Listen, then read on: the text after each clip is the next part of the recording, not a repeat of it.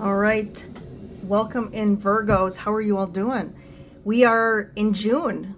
Crazy, huh? We have summer kicking off this month. I guess winter for some of you, depending on where you're at in the world. But we're gonna get some information for you all for your highest and best good. We're gonna see and tap in. What is it that you guys need to be aware of? Any guidance or information that can really help you at this current time in your lives? This is an exciting month. I've been channeling all year, basically, that March and June were going to be big pivotal moments for everyone this year, especially, I mean, for myself and for everyone. June is kind of a month of major change, and it's like we're shifting to the path we're supposed to be on, that we're going to move forward on going forward for the future here. So let's see what that is for you, Virgos, and how that's going to impact you or manifest. So let's pull some oracle cards. Just quick before I start, if anyone's interested in a private reading, definitely you can go to my website and schedule something. My website is below in the description. So there's that. The other things, I've had some people ask about my books. I don't talk about them all the time, but I'm also a spiritual author, so I just wanted to show you guys. It's called the Sum of Everything book series. There's a book 1 and book 2. They are available on Amazon, so you can search by my name here, Ami Beppu, or the title, The Sum of Everything. You know, I think if you just search on the title, I did find that I think there's somebody else that has a book called The Sum of Everything, but I did come out with mine first. I have to put that out there. So yeah, I just wanted to let everyone know that. So go out, check out my book, read it. It is not about tarot. It's more about the metaphysical. It is the human existence in relation to heaven. And yeah, it's just a great series to help you connect and grow and expand. The other thing, which I completely forgot to do in my last reading, which was Leo. So I wanted to talk about the monthly themes quick. I'm not going to go too much into that, but for those of you that have been listening to my videos or been following me for a while, you know that every month I talk about the monthly theme and reflection, and it is really fueled by whatever sign the month is in, or the sun is in that month. So we are in Gemini season. So we're in Gemini season. So the themes are communication, growth, and learning. So what are the opportunities this month for us to expand, improve, connect more in how we verbally connect, how we communicate to others, and then growth and learning. Those are very Gemini traits. So it's really going to be an intellectual energy month, and looking at how we can expand, how we can learn something new, learn the lessons finally, and how we can expand on, you know, because Gemini 2 can be about socializing and connecting in a way, in connection via communication. So just some things to kind of sit and reflect on for this month. All right, let me go ahead and pull the oracle cards. So we have going forward. So this card's been coming out a lot. This card really does represent like a new path opening up. This to me also is like the whole saying of like, is it greener on the other side? Or sometimes people say it's not always greener. That's probably the more often used. But with this card, to me, it is going to be greener on the other side. So if you're thinking about leaving something or should I go over there? Is it going to be better? It's going to be. And it's going to be a new period of expansion, growth, abundance, opportunity, embracing. I'm hearing embrace the wind of change is what I'm hearing. So there is some sense of change, is like we're sensing this change.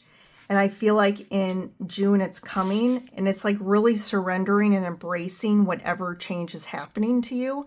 It could from the front end be a little like a little nerve-wracking, or like, you know, a lot of people, change brings up fear. We don't always like change, but the embracing card to me is embrace it, because it's going to be something that's going to take you to something that's a lot greener. And diligence. Keep your focus. You know, it's like when change is all around us, sometimes it can kind of, like I said, bring us out of balance here. It can cause us to want to maybe question things right now. Are we doing what we're supposed to be doing? What is it I should be doing to help kind of support change or shifts? And it's just about being diligent, just like focusing on the moment. Like, just don't think too broadly. Don't think too much in the future, because that's going to bring some anxiety or like more uncertainty. Just be in the here and now. Focus on what you're doing, on, you know, on tasks, on work, whatever it is. And just like keep just being in the now moment, and doing what you feel like you should be doing in that now moment. Not from the mind standpoint, not of what my mind says I should be doing. Like, oh, I'm not being productive if I'm not working, or I have to work hard to earn money. All of that has to be reframed. And it's more like we talked about, I think it was the beginning of the month, the first week of June reading. I am recording this at the very end of May. So, but if you're listening to this in June, go back and take a look at the reading from the weekly reading of the first week in June, because it talks about following your bliss, you know, and just really doing that every day, and taking the time to focus on things that make you happy, instead of doing things just because your mind is telling you, your beliefs that aren't doing you any good, your trauma, you know, all of that is really going to be asking you to do certain things. But you're starting to gain the awareness of like, but I'm being pulled to focus more energy on this, which is like things that bring me passion, or people in my life that really fuel me, or projects that I'm passionate about. All right, Judgment right out of the gate, and the Ace of Wands, Temperance, Knight of Wands, Four of Cups, and the Three of Swords. But I like this. We have the Four of Swords and the Strength card. So you might get a little tripped up if you're too impulsive, because you're going to get this like impulse, like passionate energy to want to act on something or do something here. And I would just say be a little patient here, right? The Temperance came out in the middle. It's like patience, grasshopper, like it's almost like you're chomping at the bit to do something, or for something to actually take flight, or like a project, or like you wanting something to actually like put it out there so it can grow or bring in money for you or something like that. But I feel like if you act too fast, it could cause a little roadblock here, or a hurdle of like, the impact initially might be, again, too impulsive. You might go down a path or take a decision that results in maybe some disappointment at first. And it might cause a little bit of you not getting what you want long term. And I think this is a trait or a characteristic. This could be a pattern of yours that you need to heal, that you need to really take the time and patience to really sit with these feelings that you normally come up in you. This could be things that trigger you. And how you're triggered is when you're feeling triggered, you just want to impulsively act on something. And especially in Gemini season, it could be also you impulsively, like verbally react or say something that causes heartache to other people, but it ultimately impacts you and creates situations or loss. And then you have to sit and almost like cry over spilt milk. This is what the Four of Cups is about. Like you take these impulsive actions and then you sit and then complain about how, oh, things don't work out for me, or why does this always happen? And it's because of your pattern. And it's how you act on things very impulsively. But the universe is coming in to help you shift this. And I do like the Four of Swords and the Strength card with the Temperance, because that also represents like divine support right now that's helping you to integrate and balance some of this out. It's balancing you out to help you balance your passion, and so that you can fuel it or direct it in a way that helps to like manifest positive things for yourself and actually help you to have it ultimately give you what you want instead of it having a more negative impact. But it's going to take some strength and courage, some like meditative, this is like a meditative energy, and I'm not saying meditate, but to have you be very reflective on your triggers and how you normally react or outwardly act on things here. Because it's almost like a crossroads that's coming up in June that's like you have to change. Like embracing this change, but for you to change, you have to be open to it. And I feel like there's this energy of what needs to change is this triggering or this impulsivity or this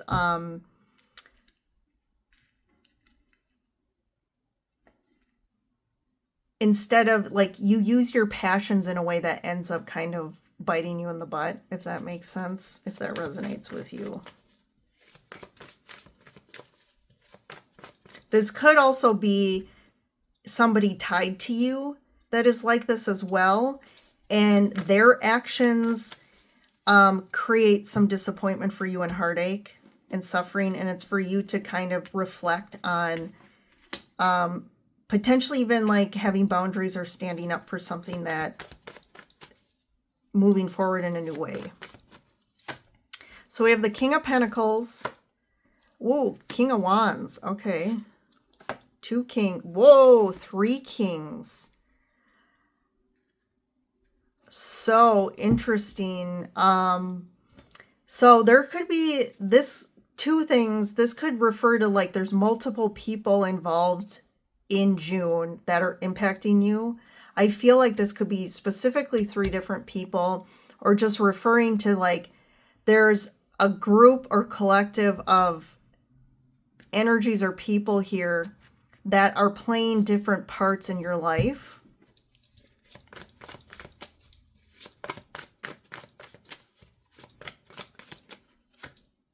Let's see, 3 of Pentacles. Yeah, look at the 3. So we have 3 Kings. We have the 3 of Pentacles. So yeah, this could be like a people that you work with or are collectively collaborating with. It could also be like clients if you have a certain job that you deal with clients. There could be 3 different clients that are very, very individually different. And you have to like juggle them or work with them differently. And that could apply too for work, or it's almost like I feel like you have to learn how to work with a group with these different people, and they're so different. But you're working together on a project or a business. That's another 3. This is crazy. So there is this huge third-party energy here. There's multiple people impacting you in this month, which could also be what's triggering you. There's a lot of masculine energy here. And I'm just picking up, you know, the masculine energy, when we just think of like masculine energy from a universal standpoint, not like a physical, earthly, like male female standpoint, that masculine energy can have the impulse to, and that's when we're leaning more on the detriment of the masculine, is the masculine can be very impulsive and reactive. And they react on their emotions in a negative way. It can come out as anger.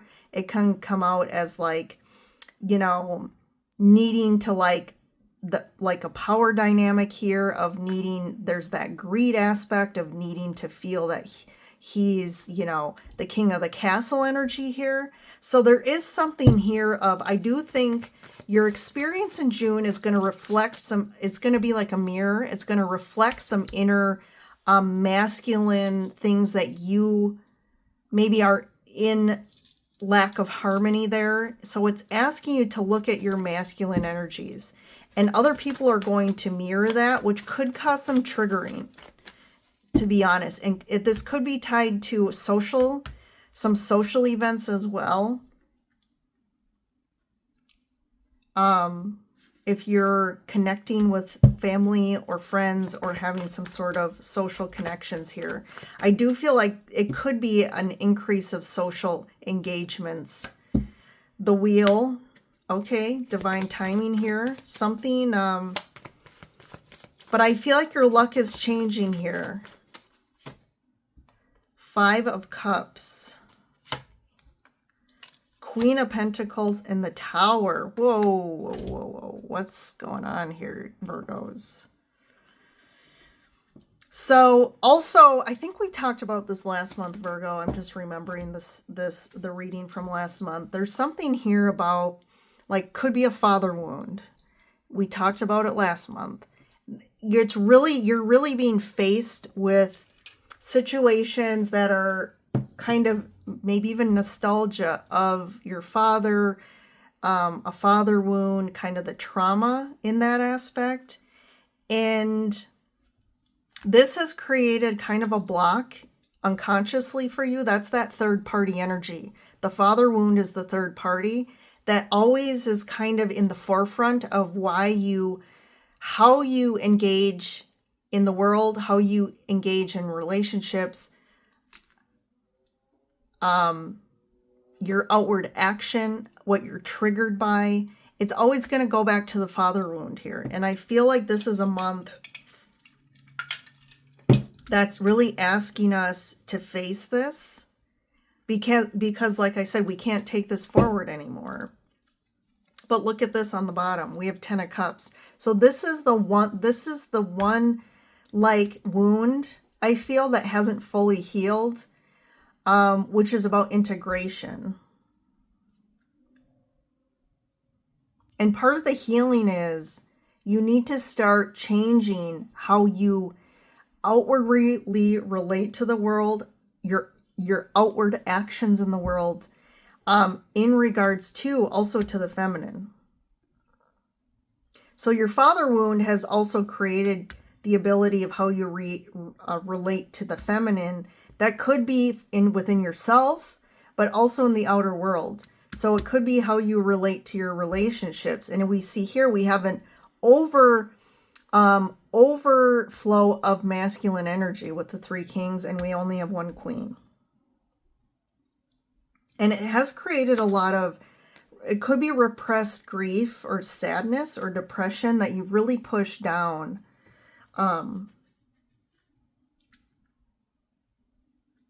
But this is like divine timing. This is that Uranus, like all of a sudden, this is like Jupiter and Uranus. Like they're colliding here.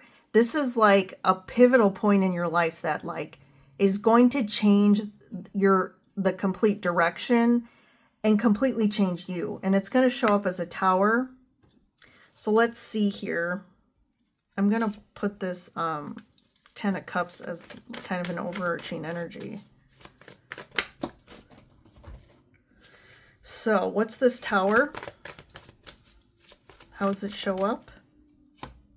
7 of Cups. It's definitely clearing any sort of confusion.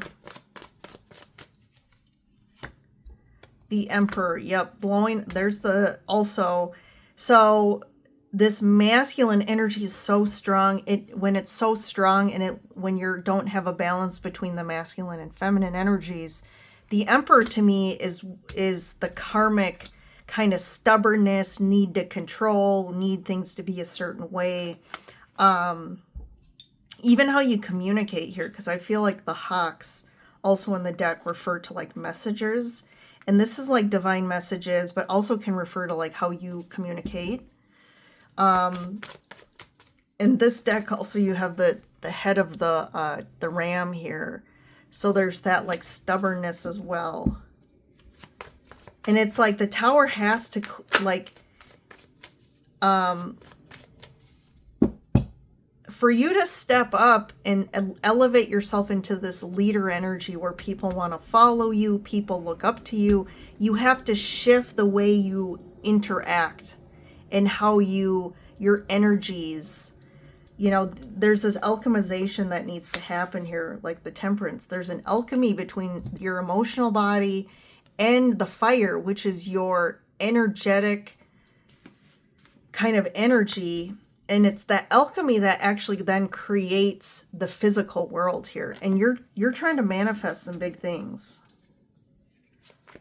So what's with the Three Kings here? I'm going to actually pull a different deck quick. What's with the Three Kings?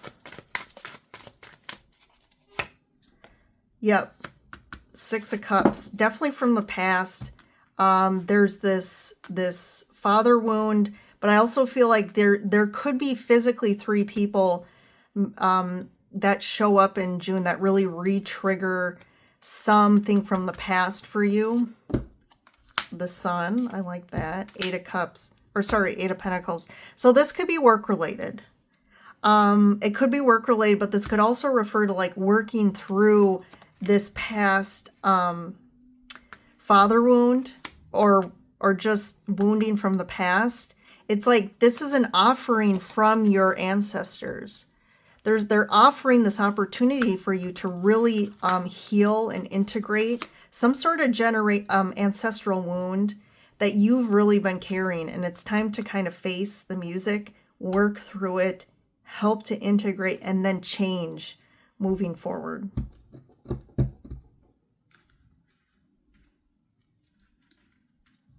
And then I'll get one for the Queen of Pentacles. Let's say you, Queen. Success. Yeah, the Empress. So you're elevating here. Instead of like, this could be tied to the mother. So you have a mother-father wound. But you could also be elevating yourself. There's this opportunity to elevate yourself because we have the Emperor. The Emperor and the Empress. So it's time to elevate from a king, queen, to this, and I feel like it's more a reflection, not of like a relationship, but internally within yourself. You're elevating and integrating the energies to kind of elevate into the Empress and Emperor. And the only way you can do that is to balance your divine masculine and divine feminine energies. And you can't reach that level if you have, like if you're too leaning on your masculine energies or too much leaning on your feminine. But this reading is referring more to the masculine. So this is going to be very specific, but it could also be very broad for the general group of Virgos, that this is something that again, because this seems like a part 2 of last month's reading, this is still going on. So this has been kind of unfolding for you for some time. All right, Virgos, thanks for joining in. Hit that like button. Let me know what's going on with you in the comments. I'm always interested to hear. Don't forget to subscribe to stay connected. It takes you a second, but the impacts of subscribing ripple out into the universe and impact everyone and yourself. And yeah, don't forget to check out the weekly readings to see how this maybe unfolds more specifically week by week, Otherwise, I will see you in the next reading. Bye for now.